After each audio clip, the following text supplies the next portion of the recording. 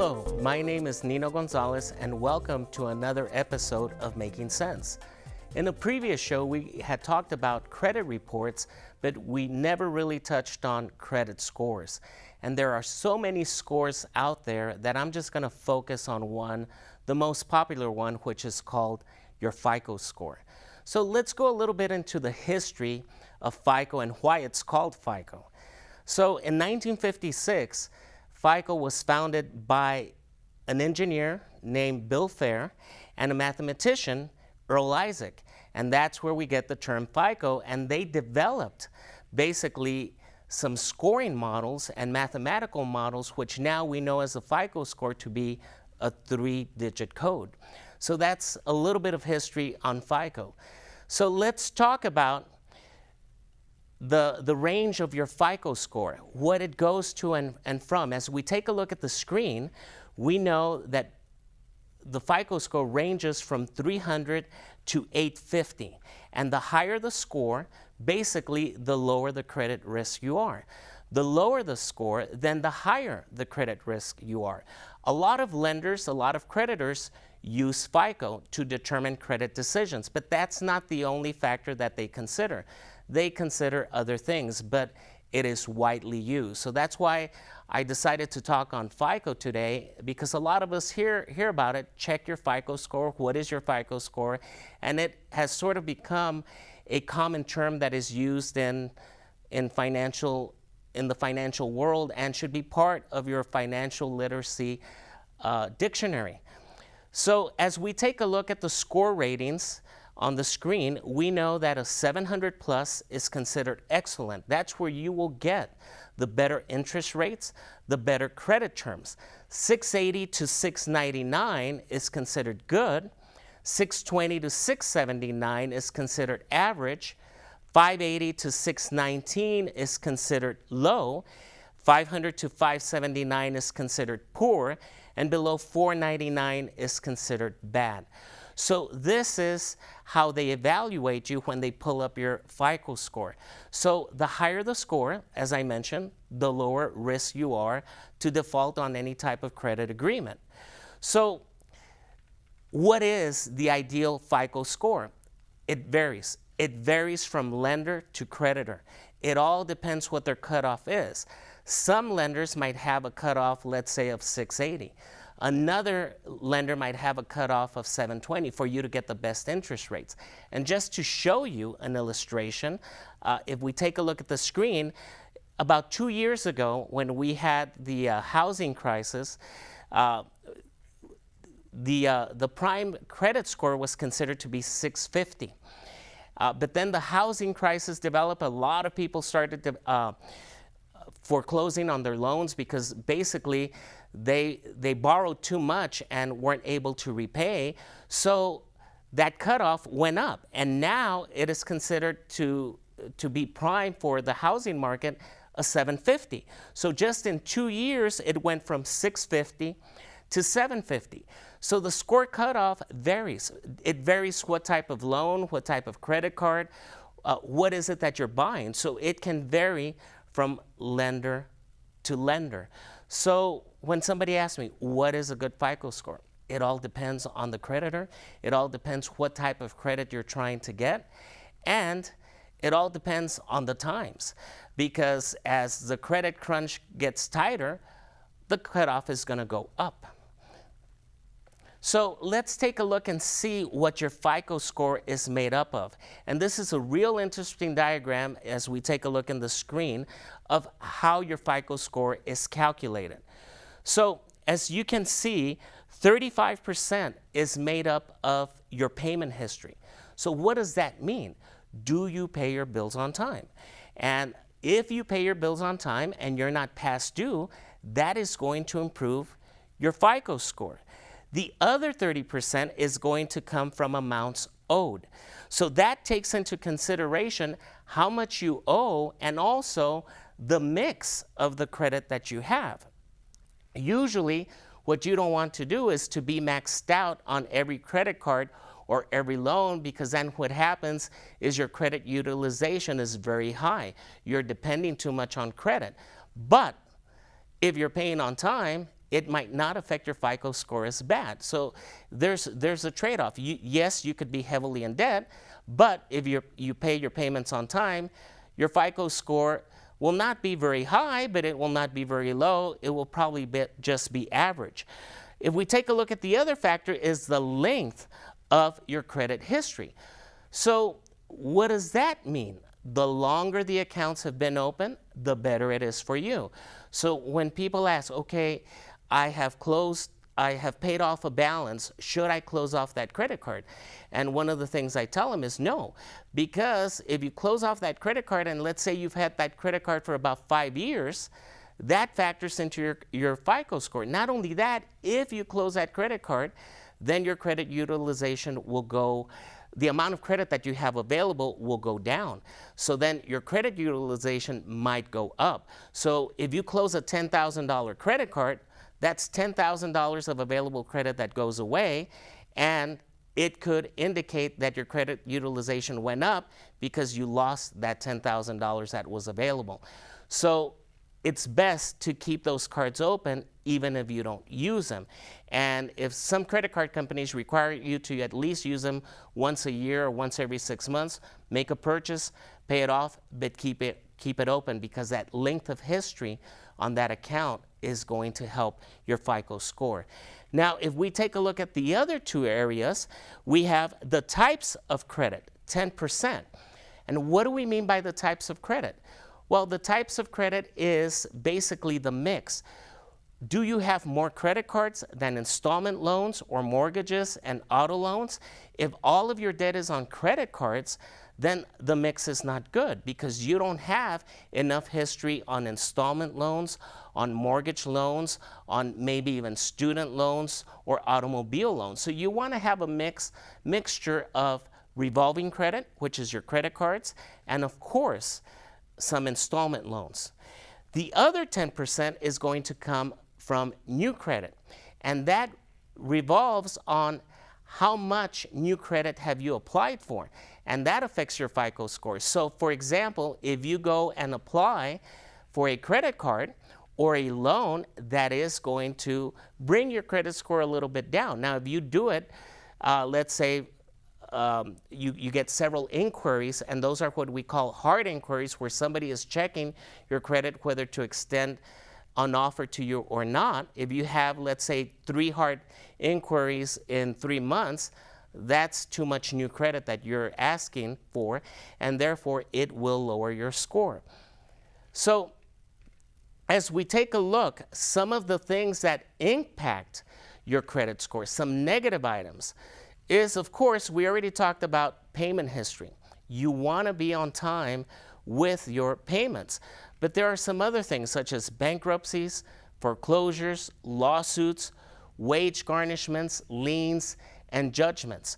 So all of these are public record, and they become part of your credit report, which does affect your FICO score. So when we're talking about bankruptcies, it all depends on the type of bankruptcy it is. And that's a whole nother topic for another show.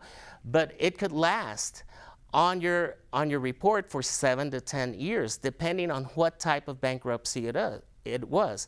And a lot of these other things that were listed on the screen, usually about 5 to 7 years, depending on the amount that was owed, how old it is, how new it is. So a lot of factors are taken into consideration. So when you have a judgment, say a lawsuit against you, that it becomes public record, and it will appear on your credit report, and it could affect your credit score. So let's take a look at some of the items that your FICO score ignores. A lot of us think that this is part of our FICO score, but it isn't.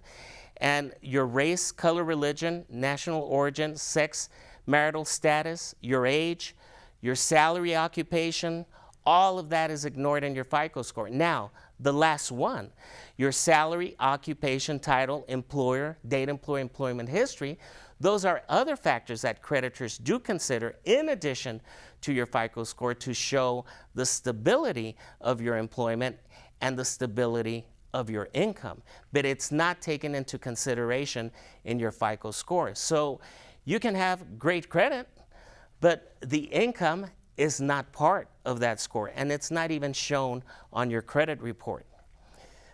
Other things that are not included in your FICO score is where you live, any interest rate that you're paying on other loans or cards, and any items reported as child support obligations or rental agreements. Now, the last one could become part of your FICO score if you become past due or you default on a rental agreement or so forth.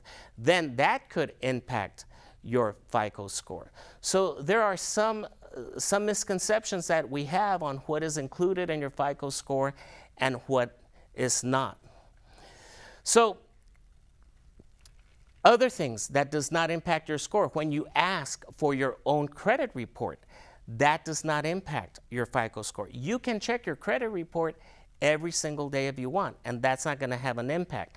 And any other information that is not found in your credit report does not affect your FICO score. And any information that cannot prove your predictability of paying a debt or your credit worthiness, that's also not going to be taken into consideration into your FICO score.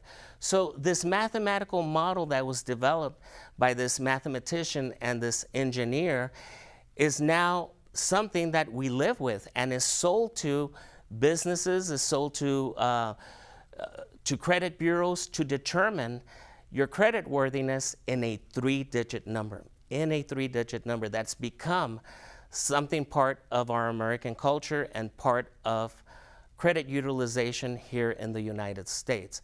So in the second half of the show, we're going to talk a little bit more about FICO and some important stats that might interest you about your FICO score.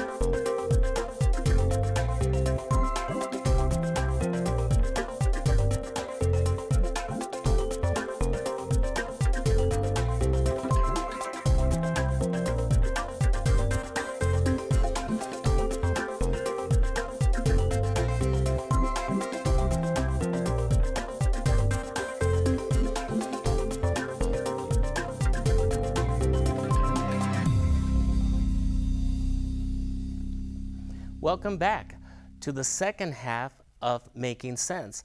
And in the first half, we were discussing about the history of FICO, the FICO score ranges, and what gets calculated into that three-digit number that sometimes we might be afraid of. So let's talk about a little bit more about what is considered in your FICO score. We talked about past due amounts, and those can come from a variety of places, not just credit cards or loans, but even library fines. Library fines can be included in those past due amounts because remember, I think when you apply for a library card, they usually ask you for a driver's license, and that has identifying information which could be reported to your credit bureau. In addition, maybe some unpaid fines, maybe medical bills can be included in there if they become past due, and especially if they go into collections. So we got to be aware that it's not just credit card accounts, and we got to keep on top of all these bills that we might owe that they might become past due because it could have an impact on your credit score. Now, what happens if you pay off a bill that's been past due or has gone into collection? Well, that's not going to remove it from your credit report or your credit score. It's going to show that you took the responsibility to pay, and it could improve it over time, but it's not going to have a quick jump in your credit score at that moment. But it does show that you took financial responsibility for something that was owed. Now, one thing I do want you to be aware of, and I'd like for you to take a look at the screen, especially there's a lot of scams out there that promise that they are going to fix your credit or your FICO score. So nobody can do that except you. And you should be able to do that through a dispute forum on each one of the credit bureaus where you find the error. So you don't have to pay anybody for this, and you can do it yourself. Really, if there's negative information on your credit report, it's negative. Unless it doesn't belong to you, then it can be taken off.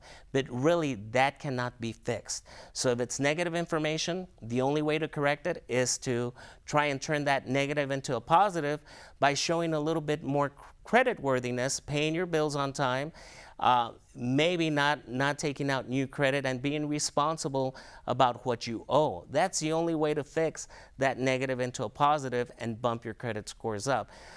Sometimes, you know, on the corner of the street, I see a little sign on a cardboard at the corner that says, "We fix your credit." Well, if it's a sign that's on a cardboard, you know, just on the corner of the street, I would be wary of that. That's probably a scam, and they can't do that. They can't do that. So just go to reliable companies that will help you. Now, get help. If you need help, if you find yourself in credit difficulty, contact your creditors. See a legitimate credit counselor. Here in El Paso, the YWCA, Consumer Credit Counseling Service, has been in business for many years helping people to get out of debt, restructure their payment amounts, and also sometimes they contact the creditors for you and they lower or even get rid of the interest while you're trying to pay it back, and they put you on a payment plan to become debt-free. And this is free of charge. You know, sometimes they charge you a small administrative fee, but you're not going to get scammed, and you're going to be on the pathway of managing your credit and hopefully getting out of debt. Will it affect your score? Yes, but not as bad as a bankruptcy or being past due. As a matter of fact, they do consider you getting credit counseling as a positive step towards your credit health. So let's talk about credit inquiries. We said that made up 10% of your FICO score. We already talked about the hard inquiries, and that's when you go apply for credit. Now, what happens if you go apply for an auto loan, or you go apply for a mortgage, and you might go through several lenders to get the best interest rate? So therefore, let's say I go for an auto loan and I ask 4 different lenders. So that's 4 credit reports that are being pulled on me. That's 4 inquiries. But FICO takes this into consideration and counts it as 1 inquiry as long as it's done within a short period of time, let's say 14 days. So when it's big purchases such as auto loans, such as mortgages, and you're rate shopping, that's what we call rate shopping, then it's not going to have a negative effect of running multiple hard inquiries if it's done within a 14-day period. So you are allowed that, and that is taken into account in your FICO score calculation. So why should you improve your FICO score? Well, the most important, you're going to get credit decisions quicker, you're going to get lower interest rates, and it's going to get you better credit offers. And as you start improving that FICO score, what's going to happen is you're going to start receiving even more offers through the mail. Those are what we call pre-selected pre-approval. And those are what we call soft inquiries. Those do not affect your credit report. So credit card companies are looking for customers, and loan companies are looking for customers. So they go through credit files, and you know, they see you're a good candidate, they might send you a credit card offer, a pre-approved one, or a pre-approved loan. So we all get those in the mail. If you don't want to get those, then you can go to each of the credit bureaus and opt out to be pre-screened. But then you'll be missing out on maybe some good offers that might be coming your way. So it's a double-edged sword. You might not want to receive it, but if you opt out, you might not get some of those offers that you might be entitled to. But maybe that might keep you out of trouble. So, like I said, it's a double-edged sword. It all depends how wise you are about using your credit. So that's what we call a soft inquiry. That does not affect your score. When you pull your credit report, we already mentioned that. A lot of people have that myth that it is going to hurt their credit score when they check their credit report. That doesn't happen. As I mentioned, you can pull your credit report every day of the week, and it's not going to have an impact on your credit score. Now, also, credit card companies and loan companies are usually going to be reviewing your credit file. So if you have a credit card, they're going to be reviewing it maybe on a yearly basis, maybe once every 2 years to see how your credit is. And they might lower your credit limit, raise it. Sometimes you get a notice, we've raised your credit limit. They might lower, raise your interest rate. They could even close your credit card account because they feel that you're not credit worthy anymore, or they could extend you more credit because they feel you are utilizing your credit wisely. So those are what we call soft inquiries, and they do that on a periodic basis to monitor your credit, and that does not affect your credit score. Insurance companies do that also, especially when you're coming up for renewal. They will check your credit score, they will check your credit report, but those are what we consider soft inquiries and do not impact your credit score. So let's take a look at some interesting FICO facts. What is the average FICO score in the U.S.? In 2015, it was 634. Now remember, the highest number is in the 800s. So the average is 634. Now let's take a look at Texas. We're a little bit below the average at 628. The state right across us, New Mexico, is 629. So a 1 point difference. The highest FICO score is in New Hampshire, which is 658, and the lowest is in Mississippi, which is 607. So as you can see, FICO scores do vary by where you live, and it does matter in what part of the U.S. you live and where that population is located. And it makes sense because of the per capita income and maybe the financial education literacy programs that might be happening in the state and not another. So as we take a look, age also matters. The older you get, it seems your FICO score goes up. So 18 to 24, the average score is 631. 35 to 44, it jumps up to 629. 45 to 54, it takes a bigger leap to 646, and 55 plus, we're almost at the 700. Why is that? I guess as we get older, hopefully we get a little bit more common sense. We've been through credit card hell or loan hell, and we're not going to do it again. Not only that, if you're an 18-year-old, 19, 20-year-old, it's harder for you to apply for credit. You have less credit lines, so yes, that is going to affect your credit score. But it's interesting to see that age does matter in how high your FICO score goes. So let's take a look now at a distribution of FICO score, and let's see where, if you've checked your FICO score, where you land as a percentage of the U.S. population. So if we take a look at this, below 500, that's only 2%. A very low percentage. 500 to 549, 5%. 550 to 559, 8%. So as you can see, the lower scores, the percentages really aren't that big. Then we get to the middle scores, and that's where we have most of us being in. The 600 to 649, 12%. 650 to 699, 15%. 700 to 749, 18%. And a large amount of the population is going to be 750 to 799, 27%. And at the upper tier, the 800s, we have only 13%. So there we see a distribution of the scores. And if you know your FICO score, now you know where you land. Whether you're average, you're above average, you're below average, and what percentage of the population you fall into. So please take care of your credit. Please take care of that FICO score. Not only is it going to impact your loans, now a lot of employers are checking your credit report.